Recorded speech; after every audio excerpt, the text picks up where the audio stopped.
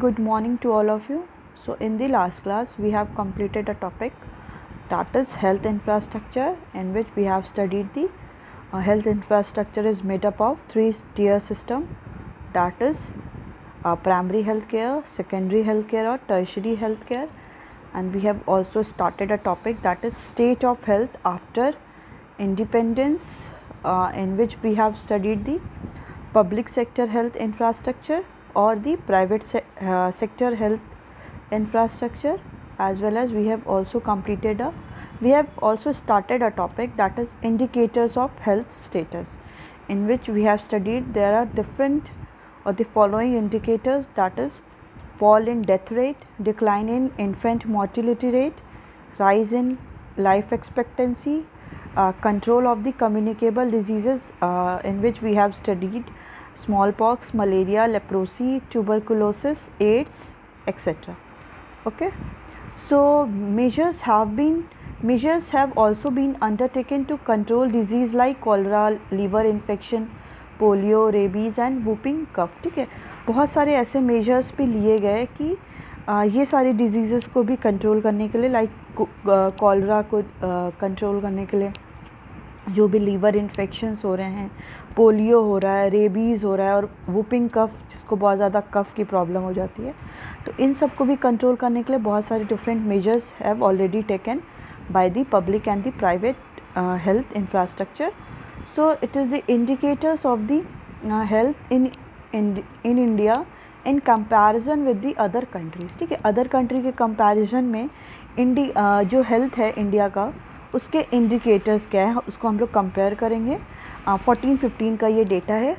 तो इंडिकेटर्स अगर हम लोग इन्फेंट मोर्टिलिटी रेट लेते हैं तो इसमें इंडिया का क्या है 38, चाइना 9 पे है, USA 6 पे और श्रीलंका 8 पे. सोचिए इंडिया का क्या है 38 नंबर पे, 38%.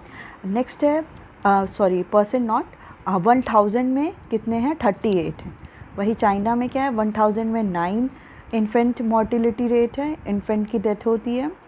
USA में 6 और श्रीलंका में 8.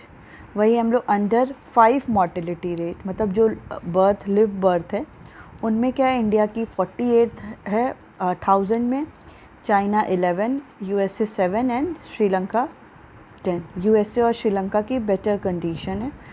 बर्थ बाय स्किल अटेंडेंट, मतलब जो भी बच्चों की जो है वो बर्थ हो रही है वो स्किल्ड अटेंडेंट के अंदर हो रही है कि नहीं, मतलब जो भी चाइल्ड बर्थ करा रहा है वो किसके अंडर हो रहा है, मतलब कोई ऐसी मिडवाइफ करा रही हैं या कोई ऐसे विलेज एरिया में क्या होता है घर पे ही लोग बर्थ करा देते हैं, एज वेल एज़ कोई स्किल्ड अटेंडेंट है, मतलब जिसके पास स्किल है. तो इंडिया में क्या है 74% ऐसे लोग हैं जो उनके स्किल्ड अटेंडेंट है, और उसके बाद जितने बच्चे आपके 26% वो क्या है अनस्किल्ड पर्सन के थ्रू क्या हो जाता है बर्थ करा दिया जाता है. चाइना में देखिए 100% है, USA में 99% and in Sri Lanka it is 99% also. Infant immunised means कि जो बच्चों को जो इम्यूनाइजेशन होता है ना, इंजेक्शन्स जो लगती है, तो उनको कितनी है इंडिया में कितना है 87%, चाइना में 99%, USA में 95 और श्रीलंका में 99%. Health expenditure as percent of GDP means GDP में कितना हेल्थ का एक्सपेंडिचर का कितना कंट्रीब्यूशन है, तो इंडिया में देखिए बस 4.7 है, चाइना में 5.6 है, USA में देखिए 17% है, इट्स टू हाई, और श्रीलंका में देखिए 3.5% है. Okay, government health spending in the total government spending. ठीक है, जो भी गवर्नमेंट हेल्थ है, गवर्नमेंट क्या कितना ज़्यादा स्पेंड कर रही है, तो इसमें 5% है, चाइना में 10.4, USA में 21.3 और श्रीलंका में 11.2. अब ये देखिए डिफरेंस कितना है, US में 21.3%. Out of pocket expenditure as a percent of private expenditure on health. ठीक है, प्राइवेट एक्सपेंडिचर हेल्थ पे कितना हो रहा है तो 89% इंडिया, चाइना में 72, USA में 21.4 और श्रीलंका में 95%. तो ये क्या है कि इंडिकेटर शो हो रहे हैं ऑफ हेल्थ का इंडिया का with comparison with the other country also. Okay, so there is greater scope for the role of the government in health sector. For instance, the above table shows expenditure on health sector as 4.7% of the total GDP. This is abysmally low as comparison to other countries both develop and developing. ठीक है, ये क्या है, there is greater scope for the role of government in the health sector. ठीक है, government sector का क्या है, बहुत स्कोप है कि वो अपने जो भी गवर्नमेंट का रोल क्या कर सकते हैं हेल्थ सेक्टर में इंक्रीज़ कर सकता है, उनका बहुत ज़्यादा कंट्रीब्यूशन भी हो सकता है. For instance the above table shows expenditure on health sector is 4.7%. ठीक है, जो भी एक्सपेंडिचर हो रहा है हेल्थ सेक्टर पे जीडीपी का 4.7% हो रहा है.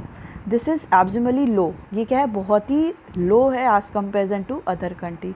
जब हम अदर कंट्री के साथ कंपेयर करते हैं तो ये क्या है, बहुत ही लो है when we compare it with the whether it is developed country or it is developing country. So India has about 17% of the world population.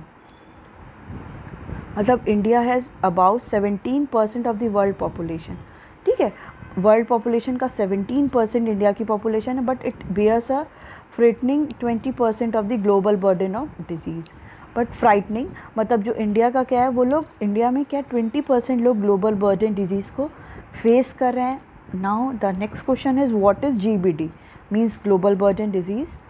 So it is an indicator used by the experts to gauge the number of people dying prematurely due to particular disease as well as the number of years spent by them in state of disability owing to the disease. ये क्या होता है, global burden disease का मतलब होता है कि it is use by the expert, इसको यूज़ करते हैं to collect the number of people, कि वो नंबर ऑफ़ पीपल कलेक्ट करते हैं कि जो पीपल क्या प्री मैच्योरली डेथ हो जा रही है उनकी ड्यू टू पर्टिकुलर डिजीज़. जैसे किसी को क्या हो गया कि वो अपनी जो भी ओवर ईयर है वो उसको भी वो कंप्लीट नहीं कर पा रहे हैं, प्री मैच्योरली उनकी डेथ हो जा रही है. फॉर एग्जांपल कोई डिफरेंट कैंसर से है, हार्ट का पेशेंट है और किडनी का पेशेंट है, तो इनकी क्या है एक डेथ हो जाती है as well as the number of years spend by them in state of disability. और वो कितने नंबर ऑफ़ ईयर्स क्या हैं उस डिज़ीज़ में स्पेंड किए हैं. फॉर एग्जांपल अगर किसी को किडनी की प्रॉब्लम है और किसी को हार्ट की प्रॉब्लम, तो आज उसको पता चलता है तो वो कितने ईयर तक उस प्रॉब्लम से फेस कर रहा है, सफ़र कर रहा है. फॉर एग्ज़ाम्पल अगर उसको 10 ईयर से क्या है, वो उसको क्या हुआ है, कैंसर की प्रॉब्लम है. ठीक है, तो ये क्या है, इसको हम लोग क्या बोलते हैं, ग्लोबल बर्डन डिजीज़. मतलब या तो किसी की डेथ हो जा रही है किसी भी पर्टिकुलर डिजीज़ से, या तो वो कितने नंबर ऑफ़ ईयर स्पेंड कर रहा है उस पर्टिकुलर डिजीज़ में. तो यही क्या होता है, डिफरेंट एक्सपर्ट्स के थ्रू इस नंबर को कलेक्ट किया जाता है. तो इंडिया में क्या है कि 20% है ग्लोबल बर्डन डिजीज़ का. मतलब इंडिया में इसकी प्रॉब्लम बहुत ज़्यादा सफ़र हो रही है कि लोगों को बहुत ज़्यादा ये सब प्रॉब्लम्स को फेस करना पड़ता है. In India more than the half of the GBDs accounted for the communicable disease. ठीक है, इंडिया में जो भी जितना भी GBD लिया जा रहा है उसका हाफ तो जो भी पर्सन है वो कम्युनिकेबल डिजीज़ से ही फेस करें, लाइक डायरिया, मलेरिया, ट्यूबरकुलोसिस. ठीक है, इन सारे चीज़ों से वो फेस करें. Every year around 5 lakh children die to water borne disease. ठीक है, हर साल क्या है 5 लाख चिल्ड्रन क्या है वो जो भी डिफरेंट वाटर बॉर्न डिजीज़ेज़ हैं, जैसे मलेरिया हो गया, डायरिया हो गया, इनकी वजह से क्या हो रहा है, उनकी डेथ हो रही है. The danger of AIDS is also looming large. कि जो भी एड्स का भी जो डेंजर है वो भी बहुत ज़्यादा इंक्रीज़ होता चला जा रहा है. वो भी बहुत ज़्यादा लार्ज में विजिबिलिटी उसकी वो भी बहुत ज़्यादा दिखाई दे रहा है कि वो भी कंटिन्यूसली इंक्रीज़ होता चला जा रहा है. Next one is Indian system of medicine. It includes 6 system. Okay, इसमें क्या होता है कि 6 सिस्टम्स होते हैं, लाइक आयुष, योगा, यूनानी, सिद्धा, naturopathy, homeopathy. In short it is called Ayush. Okay, so A for Ayurveda, Y for yoga, U for Unani, S for सिद्धा एंड H इसी में क्या ले लिया गया, N से नेचुरोपैथी भी एंड H फॉर होम्योपैथी. ठीक है, आयुर्वेदा आप जान ही रहे हैं कि जो आयुर्वेदिक मेडिसिन्स होती है. योगा आपको पता ही है. यूनानी क्या होती है, ये सारी यूनानी भी मेडिसिन्स हैं. जो बेसिकली क्या है कि डिफरेंट एरिया, जैसे यूनान की वो सारी मेडिसिन होती हैं, वही सारों का ये कॉम्बिनेशन है सॉरी, कि इंडिया में क्या है ये 6 सिस्टम को अडॉप्ट किया गया है। सिद्धा क्या होता है? सिद्धा बेसिकली साउथ इंडिया में बहुत ज़्यादा प्रीवेलेंट है, जिसमें ये बोला जाता है कि जो भी हमारे 5 एलिमेंट्स हैं कि earth, water, fire, air and sky, ये हमारे जो 5 एलिमेंट्स हैं उन्हीं they are already in food, कि हम जो भी फूड आइटम्स गेन कर रहे हैं उसमें ये सारे 5 आइटम्स क्या हैं? ऑलरेडी इंक्लूडेड हैं। एज वेल एज ये they can also use the different inorganic compound, मतलब वो डिफरेंट इनऑर्गेनिक कंपाउंड भी क्या करते हैं? यूज़ करते हैं to prevalent the different kind of diseases, की मतलब जैसे सल्फ़र हो गया, ये सारे कंपाउंड को भी क्या करते हैं? वो यूज़ करते हैं कि डिफरेंट जो किसी को कोई डिज़ीज़ हो गया है तो उससे सॉर्ट आउट करने की। ठीक है, नेचुरोपैथी में क्या होता है? बेसिकली ये नेचर से रिलेटेड है कि डिफरेंट हम किसी को भी क्या कर सकते हैं कि अगर किसी को भी क्योर करना है किसी भी प्रॉब्लम से, तो उसको क्या है कि आप फास्टिंग की ओर करो, एज वेल एज आप उसको योग एक्सरसाइज कराओ, डिफरेंट मतलब बहुत मेडिसिन से ना लेकर आप नेचर की ओर ज़्यादा अट्रैक्ट हो, जो भी नेचर से मिल रहा है, कि सिंपल हम मेडिसिन ना खा के क्या हो कि नेचर के साथ कांटेक्ट करें, हम नॉर्मल एक्सरसाइज करें, फास्टिंग करें, हम कम खाना खाएं, ये सारे के थ्रू ज़्यादा फोकस किया जा रहा है। जो भी मेडिसिन है वो कोई भी ट्री हो गया, प्लांट हो गया, उससे लेना है, उन्हीं के थ्रू वो सारी मेडिसिन्स बनेंगी। तो ये सब क्या होता है? नेचुरोपैथी में होता है। एंड होम्योपैथी आपको पता है कि वो जो भी होम्योपैथिक दवा मेडिसिन्स होती हैं, तो यही क्या है, इस 6 सिस्टम इंडिया में इंक्लूडेड है। ISM में, इंडियन सिस्टम ऑफ मेडिसिन में, it include the 6 system AYUSH. At present there are 3167 ISM hospital. ठीक है, अभी प्रेजेंट में कितना है? 3167 ISM Indian system of medicine हैं हॉस्पिटल, जिसमें ये सारा क्या है, इनका कॉम्बिनेशन, मतलब पेशेंट को देख के कि उन्हें किस मेडिसिन से ईज़िली क्योर हो सकता है, उन्हीं को वो यूज़ करते हैं। 26,000 डिस्पेंसरीज़, मतलब उसमें क्या है, 26,000 डिस्पेंसरीज़ भी है। And as many as 7 lakh registered practitioners in the India. ठीक है, और 7 लाख के अराउंड क्या है, रजिस्टर्ड प्रैक्टिशनर्स हैं, मतलब वो सारे के पास डिग्री है कि वो प्रोफेशनल हैं कि वो मेडिसिन में। But little has been done to set up a framework to standardize education और to conduct and promote research work. देखिए इस ISM में क्या है, आपको पता है कि जितने भी हॉस्पिटल्स हैं लाइक PGI, BHU, एम्स, इनमें क्या होती है, प्रॉपर एजुकेशन भी, मेडिकल एजुकेशन भी दी जाती है, एज वेल एज वो उस पर रिसर्च भी करते हैं। बट यहाँ पे क्या है कि little has been done to, but कुछ थोड़ा ज़्यादा करना चाहिए कि जहाँ पे एक उन्हीं सारे ISM में एक स्टैंडर्डाइज एजुकेशन भी मिले for basically for the education के साथ साथ ही उन्हें रिसर्च वर्क भी वहाँ पे कराया जाए। ठीक है, तो बहुत लेस अमाउंट में इस पर डन किया गया है सेटअप के लिए, बट इसको क्या करना चाहिए, इंक्रीज़ करना चाहिए। There is no doubt that ISM Indian system of medicine is capable to solve major health problem. ठीक है, इसमें कोई डाउट नहीं है कि जो ISM है वो बहुत सारे it is capable to solve the problem, major health problem, because these medicine are safe. ये सारी जो मेडिसिन आप ये बोला जाता है ना कि आयुर्वेदिक और होम्योपैथी, नेचुरोपैथी, अब आप योगा करोगे ये तो कोई नुकसान नहीं करता है, हार्मफुल नहीं होता, तो ये सब क्या है, बहुत ज़्यादा सेफ़ होती है। जैसे हम लोग बोलते हैं ना एलोपैथिक में क्या है, बहुत ज़्यादा प्रॉब्लम भी होती है and it is directly impact on your heart as well as liver.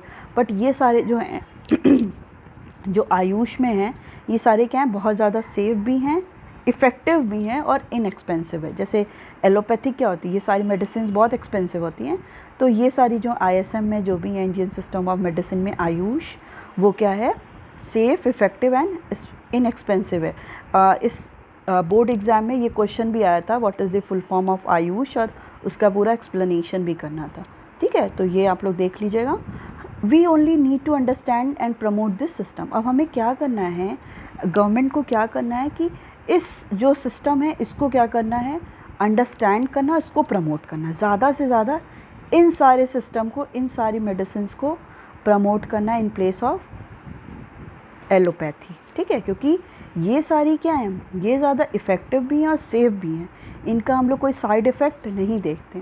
ठीक है, बट इनका क्या है, इतना ज़्यादा they are not too much public, मतलब बहुत ज़्यादा पब्लिसिटी इनकी नहीं है, तो लोग क्या है ईजिली क्योर होने के लिए वो they prefer to the allopathic, वो एलोपैथिक को प्रेफर करते हैं. Okay, so next is urban rural and poor rich divide. Our people in rural area do not have easy access to healthcare facilities.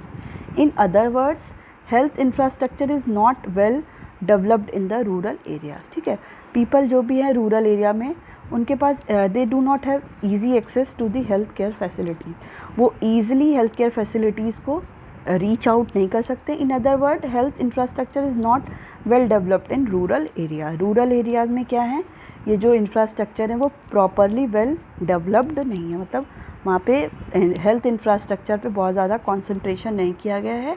Basically in the rural areas, though 70% of India's population lives in rural areas. ठीक है, 70% of India की population क्या है, rural area में है. Only 1/5 of its hospital are located in the rural areas. ठीक है, बस टोटल हॉस्पिटल का 1/5 पार्ट ही क्या है बेसिकली रूरल एरियाज़ में लोकेटेड होता है. Next one is rural India has only about half the number of dispensary. Rural area में क्या है, हाफ नंबर में क्या है डिस्पेंसरीज़ हैं, बहुत कम डिस्पेंसरीज़ भी हैं. Out of about 6.3 lakhs bed in government hospital, roughly 30% are available in the rural areas. ठीक है, अगर गवर्नमेंट के हॉस्पिटल में 6.3 लाख बेड्स हैं तो इसमें बस इसका 6.3 लाख का 30% बेड्स क्या है रूरल एरियाज़ में अवेलेबल है. ऑलमोस्ट 70% क्या हैं अर्बन एरियाज़ में. दस people living in rural area do not have sufficient medical infrastructure. ठीक है, जो पीपल रूरल एरियाज़ में रह रहे हैं उनके पास सफिशिएंट मेडिकल इंफ्रास्ट्रक्चर भी नहीं है.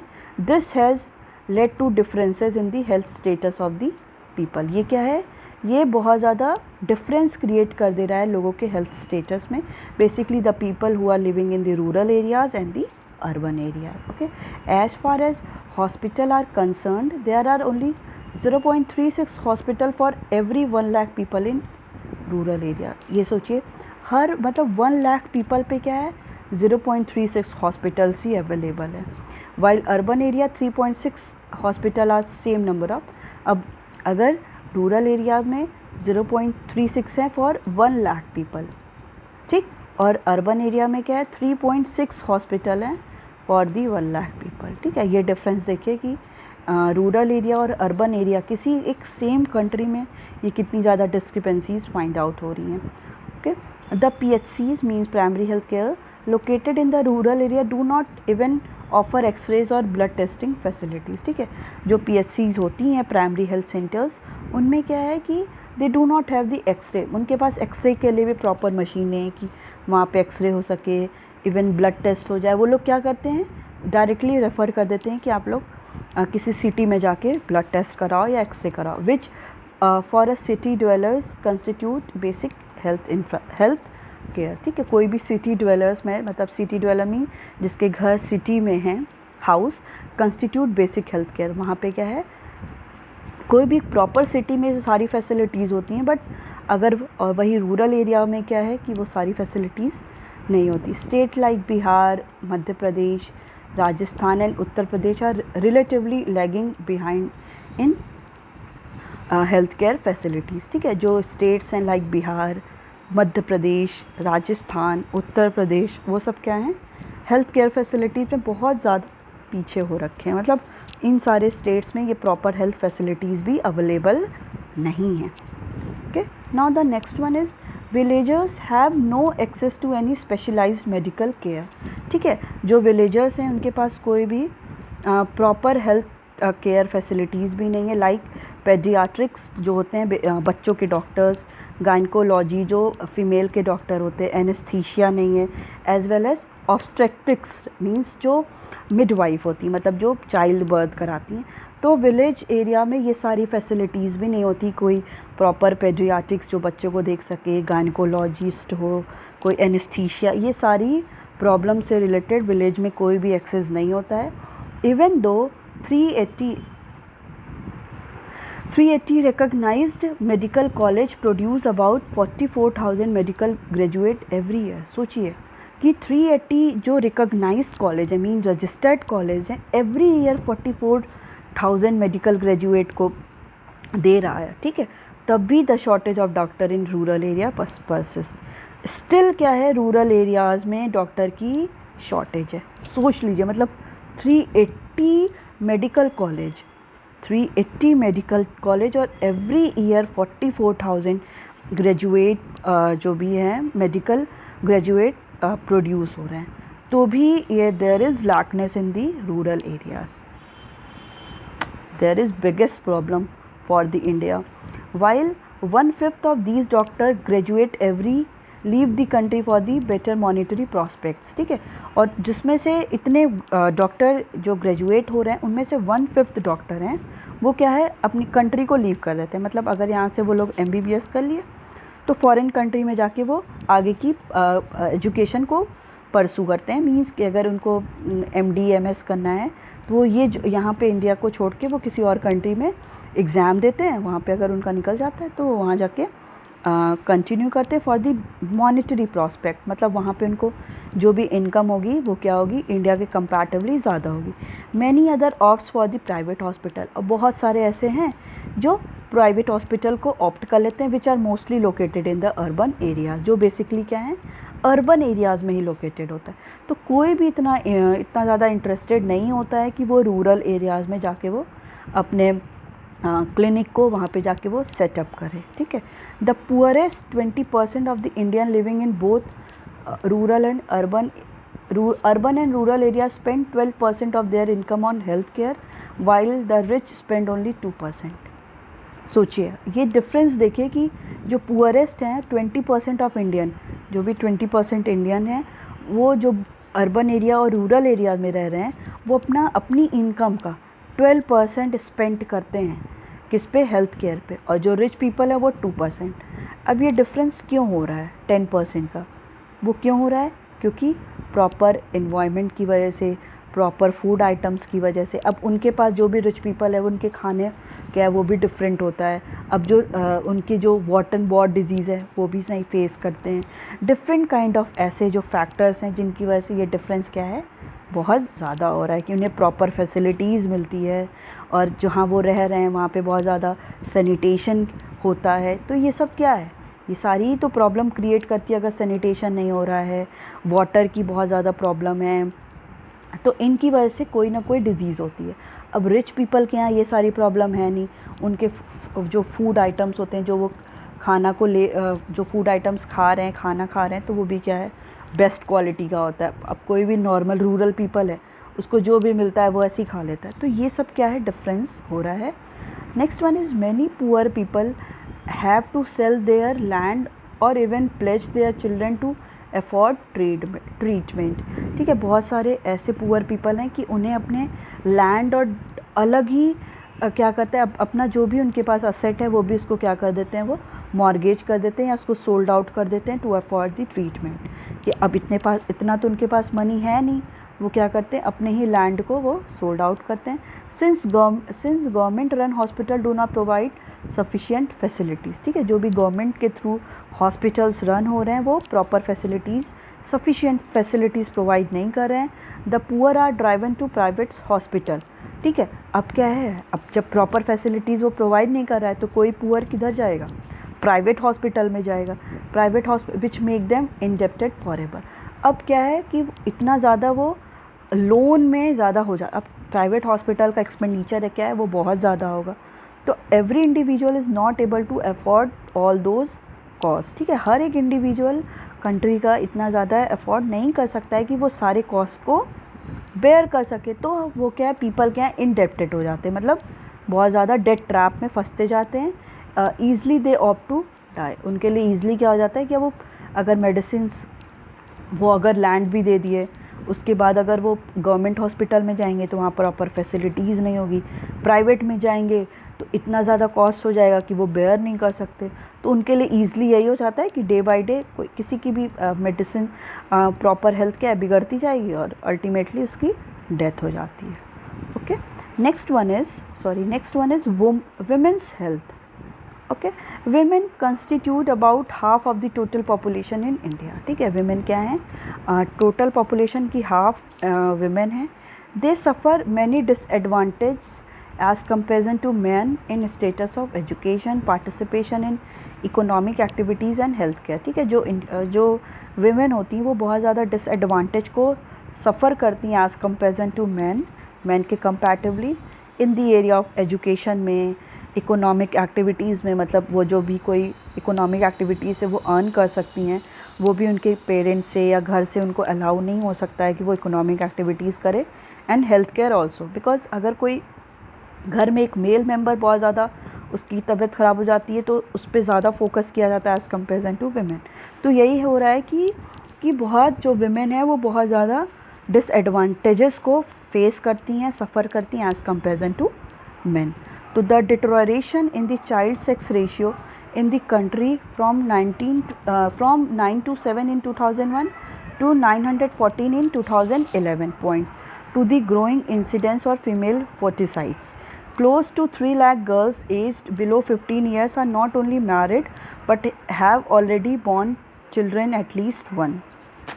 Okay, the deterioration in the child sex ratio. ठीक है, अब आप ये देख रहे होगे कि जो चाइल्ड सेक्स रेशियो है उसमें भी क्या हो रहा है, वो डिक्लाइन होता जा रहा है. पहले क्या था, 2001 में 927 था, मतलब 1000 में. अब क्या है, 914 हो गया. तो ये क्या हो गया, डिक्लाइन कर गया है. मतलब जो भी अगर 1000 में इतनी क्या है गर्ल्स होती हैं, तो 2001 में 927 और 11 में क्या हो गया, वो डिक्रीज़ होकर 914 हो गया.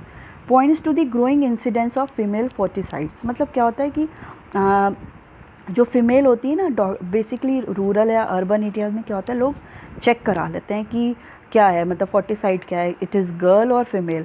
तो अगर वो फीमेल होती है तो उसको वो वहीं पे ही ख़त्म कर देते हैं. ठीक है, कि वो फीमेल क्या हो, वो बॉर्न ही ना करे. तो इन सब की वजह से ये जो रेट है वो क्या होता जा रहा है, डिक्लाइन कर गया.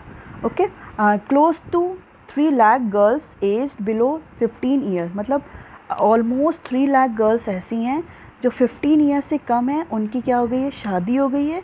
शादी ही नहीं हो गई है, मतलब उनको एक चिल्ड्रन भी, मतलब चाइल्ड भी हो गया है. ठीक है, मतलब ये एक एक्सट्रीम वर्स्ट एक सिचुएशन है कि आपकी मतलब कंट्री में 3 लाख अगर गर्ल हैं, ऑलमोस्ट 3 लाख गर्ल्स 3 लाख नहीं है, 3 लाख गर्ल्स में ऐसी हैं जो 15 से बिलो में ही क्या है, उनकी शादी भी हो जा रही है, शादी ही नहीं, उनको बेबी भी हो जा रहा है. ठीक है, एटलीस्ट वंस तो उनको एक बच्चा तो हो ही जा रहा है.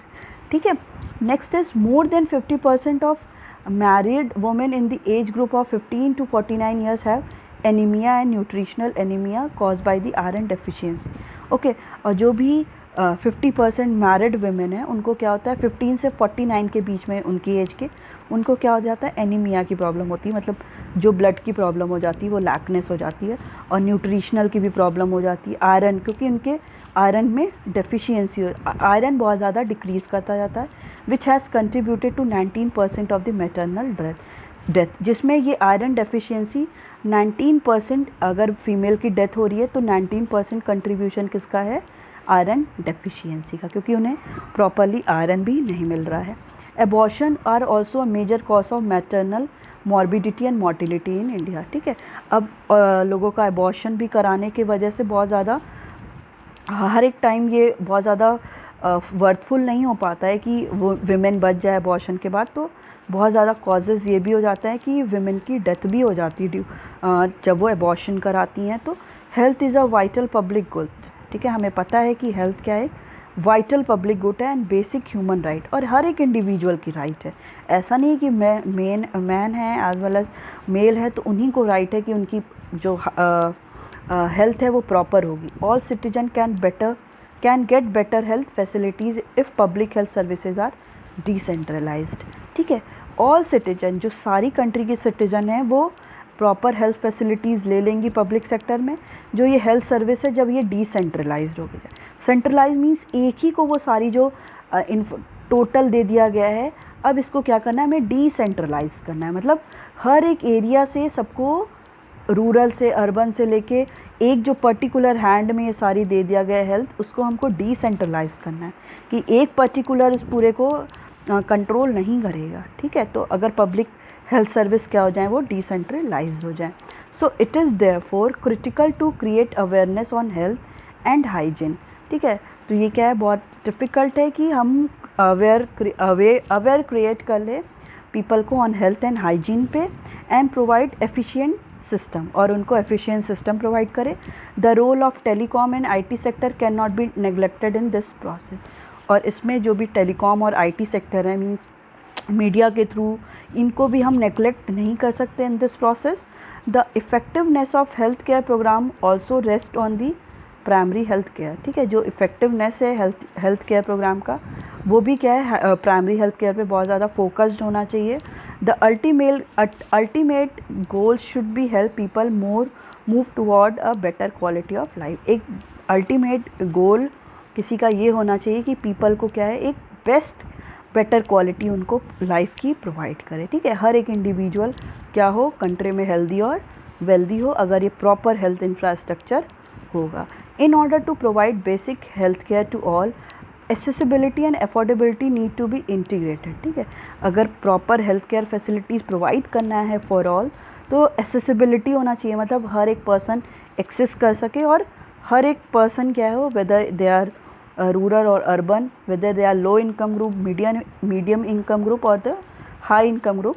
हाई इनकम ग्रुप की तो कोई बात ही नहीं है, they can afford. So affordability need to be integrated, ये सारा इंटीग्रेटेड होना चाहिए in our basic health infrastructure, ठीक है। ये कि अगर बेसिक हेल्थ इंफ्रास्ट्रक्चर होना चाहिए, अगर होगा तो हमें क्या करना पड़ेगा, एसेसिबिलिटी होनी चाहिए पर्सन के लिए, और हेल्थ केयर सबके लिए हो, और अफोर्डेबिलिटी भी हो कि वो उसका जो भी एक्सपेंसेस हो, जो भी कॉस्ट आए हेल्थ कोई भी डिजीज़ का, they can easily afford. Okay, so it's all about your today's class. We will continue further in the next class. Okay, thank you.